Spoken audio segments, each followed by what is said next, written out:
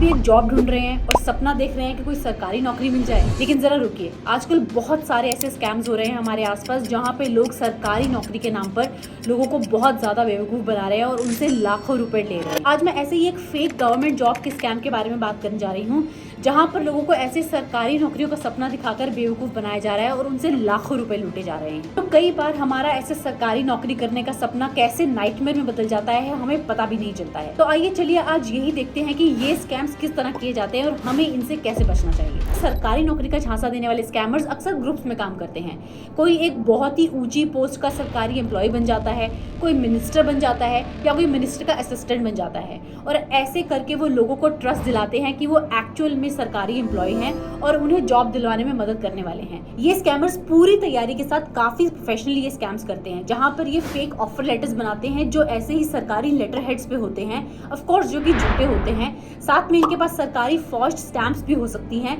इसके बाद ये कुछ तरह के रिकमेंडेशन लेटर्स भी यूज कर सकते हैं जो कि सो कॉल्ड मिनिस्टर्स के यहाँ से होते हैं, ताकि पूरी तरह ये जॉब एस्पिरेंट्स को अपने ट्रस्ट में ले आए और उनसे मुंह मांगी रकम ले सके। तो ऐसे स्कैमर्स आपको कॉल्स कर सकते हैं या फिर आपको ईमेल्स के थ्रू कांटेक्ट करते हैं और आपको एक जॉब का ऑफर देते हैं जो कि एक बहुत ही अच्छी सरकारी नौकरी, बहुत ही अच्छी पे देने वाली नौकरी होती है। ये गारंटी भी कर सकते हैं कि इनके थ्रू अगर आप जाते हैं तो आपको ये नौकरी पक्का ही मिल जाएगी। कई केसेस में तो ये आपको ऑफर लेटर्स तक दे डालते हैं और बातें करने में ये इतने ज्यादा माहिर होते हैं कि इन्हें पता है कि जॉब के नाम पर ये किसी का भी किसी तरह से फायदा उठा सकते हैं और ऐसा आपको विश्वास दिला देते हैं कि 100% जॉब आपके हाथ में ही है। और यहाँ पर उनका असली गेम सामने आता है जब वो आपसे ये कहते हैं कि वो आपको ये जॉब बैकडोर एंट्री से दिलवा सकते हैं, क्योंकि वो ऑलरेडी इस कंपनी के एम्प्लॉय हैं और उनके मिनिस्टर्स के साथ बहुत सारे कनेक्शन हैं जिनके थ्रू आपको ये जॉब 100% मिल सकती है। लेकिन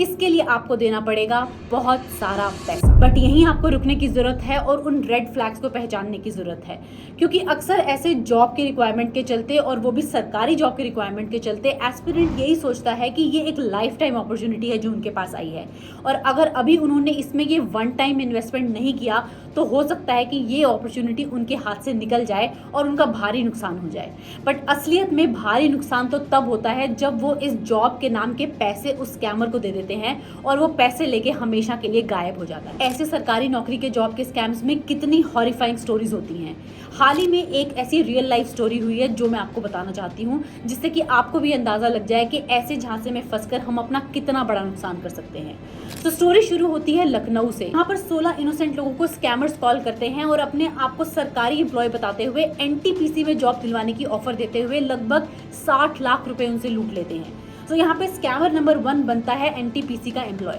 स्कैमर नंबर 2 बनता है मिनिस्टर। यहाँ पर उन्होंने इन 16 लोगों से पर हेड 2.5 से 8 लाख रुपए चार्ज कर लिए इस जॉब को दिलवाने के नाम पर। और स्कैमर्स ने ये पैसे लेने के बाद कुछ दिन बाद उन विक्टिम्स को कॉल किया और कहा कि उन्हें इलाहाबाद पहुंचना होगा एनटीपीसी के ऑफिस में जहां उनका इंटरव्यू होने वाला है। ऐसा कहने पर वो लोग इलाहाबाद पहुंचते हैं, बट ऑब्वियसली स्कैमर्स वहां नहीं होते हैं और जब वो उन्हें कांटेक्ट करते हैं तो उनका फोन स्विच ऑफ आता है। हार कर वो लोग लखनऊ वापस आ जाते हैं और पुलिस में इसकी कंप्लेन करवाते हैं, पर तब तक वो अपनी लाइफ लॉन्ग की सेविंग स्कैमर्स के हाथों गवा चुके होते हैं। तो जी ये सिर्फ एक ही स्टोरी है, बट ऐसे कितने ही लाखों लोग होंगे जो आए दिन स्कैमर्स के हाथों सरकारी नौकरी के नाम पर ठग लिए जाते होंगे। कितनी उम्मीदें टूटती होंगी और कितने सपने चकनाचूर होते होंगे इसके पीछे। ये चीज जरूर याद रखनी चाहिए कि अच्छी नौकरी लेने के लिए कोई शॉर्टकट कभी नहीं हो सकता है, लेकिन हाँ एक जॉब लेने के डेस्परेशन में कई बार हमारी रियल और फेक में डिफरेंस करने की एबिलिटी भी खत्म हो जाती है। बट यहाँ पर हर एक जॉब एस्पिरेंट को मैं एक ही चीज कहना चाहूंगी कि कोई भी लेजिटिमेट कंपनी, फिर चाहे वो गवर्नमेंट ऑर्गेनाइजेशन हो, सेमी गवर्नमेंट हो या फिर प्राइवेट ऑर्गेनाइजेशन क्यों ना हो,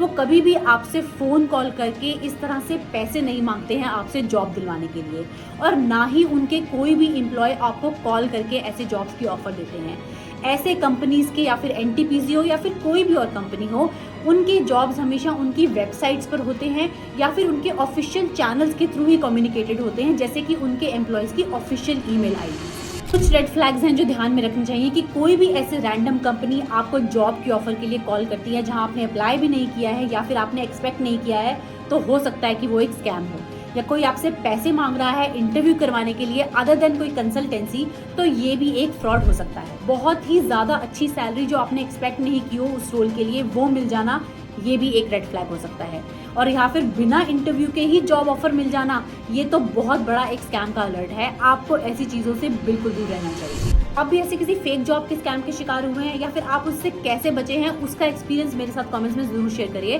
ताकि बाकी लोगों के साथ भी हम इसकी अवेयरनेस स्प्रेड कर चुके हैं। क्योंकि हम लाखों लोगों को इन ऐसे स्कैम से अवेयर कर चुके हैं और हम अब करोड़ों लोगों को बचाना चाहते हैं ऐसे स्कैम से। सो इस फाइट अगेंस्ट फ्रॉड में आप भी हमारा साथ दीजिए। सो एज अ फ्रेशर अगर आप अपना करियर शुरू करना चाहते हैं और 15 से 30 हज़ार तक की जॉब की रिक्वायरमेंट रखते हैं, तो इस नेक्स्ट वीडियो को बिल्कुल भी मिस मत करिएगा, क्योंकि यहाँ पर हमने वो सारी प्रैक्टिकल टिप्स और स्ट्रैटेजीज को डिस्कस किया है जिससे आपको एक डिसेंट जॉब मिल सकती है एज अ फ्रेशर, और जहाँ पर आप स्कैम में फंसे बिना ऐसी एक जॉब ले सकते हैं। तो इस वीडियो को देखिए और अपने फाइनेंशियल गोल्स और अपने करियर को किक स्टार्ट